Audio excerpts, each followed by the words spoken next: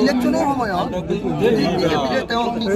বিজেপিলৈ তেওঁ যাব খুজিছিল, জইন কৰাই দিব লাগে, কিয় নকৰালে? ইলেকশ্যনৰ সময়ত মিছামিছিকৈ অপপ্ৰচাৰ কৰি থাকি লাভ নাই। আমি যিমান জানো বৈদ্যুৎ বৰদলৈয়ে দৃঢ়তাৰে সৈতে কংগ্ৰেছৰ সৈতে আছে আৰু ভৱিষ্যতেও থাকে। আমি যিমান দূৰ জানো তাতকেতো আৰু ভিতৰৰ খবৰ যদি আছে তেতিয়াহ'লে মামা আৰু চাচাৰ থাকিব পাৰে নাজানো। নগাঁও লোকসভা সমষ্টিত জিকিব সেইটো নিশ্চিত সত্য, আৰু সেইকাৰণে বিজেপিয়ে ভয় খাইছে, চাচা মামা দুইজনে ভয় খাইছে। আপোনালোকে নিশ্চয় দেখিব যে পীযুষ হাজৰিকাই টকাৰ টোপোলা এটা লৈ আহি এতিয়া নগাঁও লোকসভা সমষ্টিৰ মুছলমান মানুহবিলাকক এতিয়া পইচা দি আছে। আগতে তেওঁলোকে মুছলমানৰ ভোট নালাগে বুলি কৈছিলে, মিয়াৰ ভোট নালাগে বুলি কৈছিলে। এতিয়া সেই মিয়াৰ ভোট পাবৰ কাৰণে পীযুষ হাজৰিকা আৰু হিমন্ত বিশ্ব শৰ্মা পাগল হৈ আছে। মিয়াৰ ভোটৰ কাৰণে তেওঁলোকে এতিয়া উদ্ভাৱন হৈ আছে। তেওঁলোকৰ এতিয়া টোপনি যোৱা নাই যে মিয়াসকলে তেওঁলোকক ভোট দিব নাই। এনেকুৱা টেনশ্যনত পীযুষ হাজৰিকা আৰু হিমন্ত বিশ্ব শৰ্মা আছে যে এতিয়া কেৱল তেওঁলোকে নিৰ্বাচনী ভোট মিয়াৰ ভোটেৰে পাৰ হ'ম বুলি ভাবিছে, মুছলমান ভোটেৰে পাৰ হ'ম। গতিকে মই ভাবোঁ যে তেওঁলোকে ভয় খাইছে, নহ'লে ইমান দিন মিয়াৰ ভোট নালাগে বুলি কৈ থকা আকৌ মিয়াৰ ভোট বিচাৰিবলৈ কেলৈ আহিছে তেওঁলোকে? এতিয়াতো হিমন্ত বিশ্ব শৰ্মাই যিমানকেইখন নগাঁৱত মিটিং কৰিলে, সংখ্যাগুৰু অঞ্চলত মিটিঙে নকৰিলে, চব মিটিং অকল সংখ্যালঘিষ্ঠ অঞ্চলত কৰিলে, আপোনাৰ মুছলমান অঞ্চলত কৰিলে। মানে মুছলমান অঞ্চলত ভোট ল'বলৈ যোৱা মানে কি তেওঁলোকে ভয় খাইছে, ইমান দিন মুছলমানৰ ভোট নালাগে বুলি কৈ আছিল। গতিকে বিজেপি যে হাৰিব এই কথাটো খাটাং হৈ পৰিছে।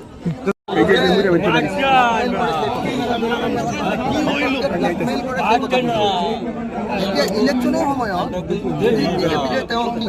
বিজেপিলৈ তেওঁ যাব খুজিছিল, তেতিয়াহ'লে জইন কৰাই দিব লাগে, কিয় নকৰালে?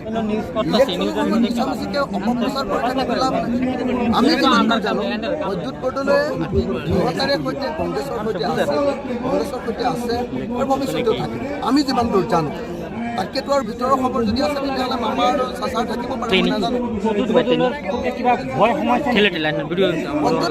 নগাঁও লোকসভা সমষ্টিত জিকিব সেইটো নিশ্চিত সত্য, আৰু সেইকাৰণে বিজেপিয়ে ভয় খাইছে, চাচা মামা দুইজনে ভয় খাইছে। আপোনালোকে নিশ্চয় দেখিব যে পীযুষ হাজৰিকাই টকাৰ টোপোলা এটা লৈ আহি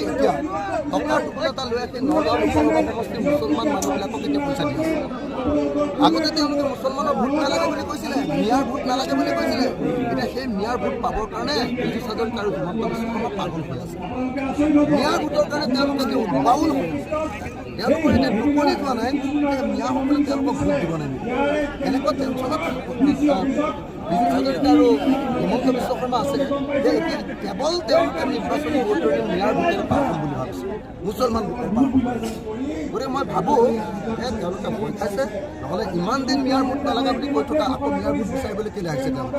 এতিয়াতো হিমন্ত বিশ্ব শৰ্মাই যিমানকেইখন নগাঁৱত মিটিং কৰিলে, সংখ্যাগুৰু অঞ্চলত মিটিঙে নকৰিলে, চব মিটিং অকল সংখ্যালঘিষ্ঠ অঞ্চলত কৰিলে, আপোনাৰ মুছলমান অঞ্চলত কৰিলে। মানে মুছলমান অঞ্চলত ভোট ল'বলৈ যোৱা মানে কি তেওঁলোকে ভয় খাইছে, ইমান দিন মুছলমানৰ ভোট নালাগে বুলি কৈ আছিল। গতিকে বিজেপি যে হাৰিব এই কথাটো খাটাং হৈ পৰিছে।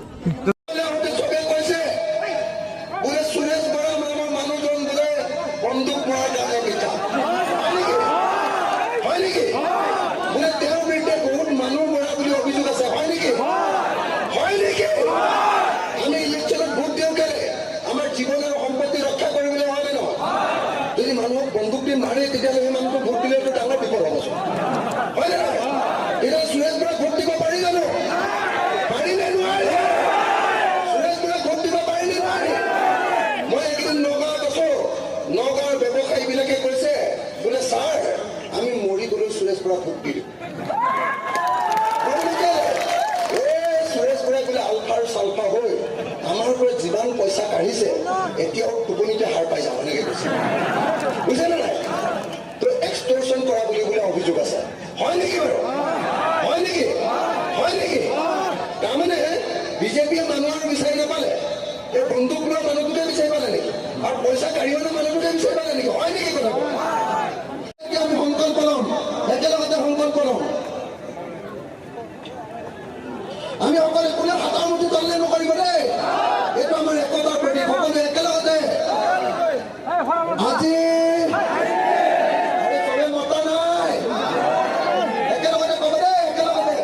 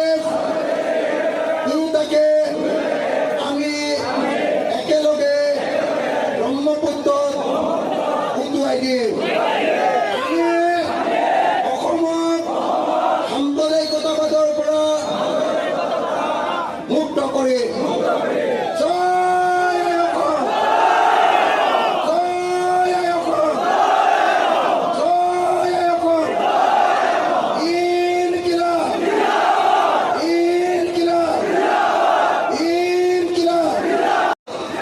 আর দুইজন চকীতে দুইজনকে উঠায়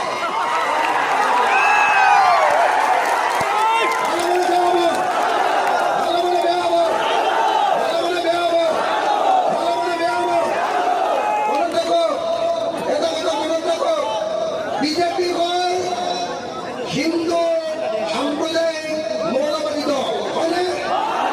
আৰু AIDF হ'ল মুছলমান সাম্প্ৰদায়িক মৌলবাদী দল হয়নে নহয়? মই এতিয়া দিছপুৰত থাকোঁ, কি হয় জানেনে? মই দিছপুৰত খবৰ লৈ থাকোঁ, যেতিয়া চাচাৰ পিঠিত খজুৱাই তেতিয়া মামাক মাতি দিয়ে আৰু মামাই আহি এনেকে এনেকে খজুৱাই দিয়ে। বুজিলে নাই? আৰু মামাৰ মানে খজুৱাই কি আছে আপুনি জানেনে? এনেকে এনেকে কৰি থাকে দেখিছে নাই? মামাৰ খজুৱতি যে আছে, মামা যেতিয়া খজুৱাই তেতিয়া চাচাক মাতি দিয়ে, চাচাই আহি মামাৰ একদম পিঠিখনত এনেকে এনেকে খজুৱাই দিয়ে। বুজিলে নাই? অ ভতিজা এনেকে কৈ খজুৱাই থাকে। বুজিলে নাই? এই চাচা আৰু মামা এই দুইটা পাৰ্টিক নাইকিয়া কৰিব পাৰিলে আমি অসমত শান্তিত থাকিব পাৰিম।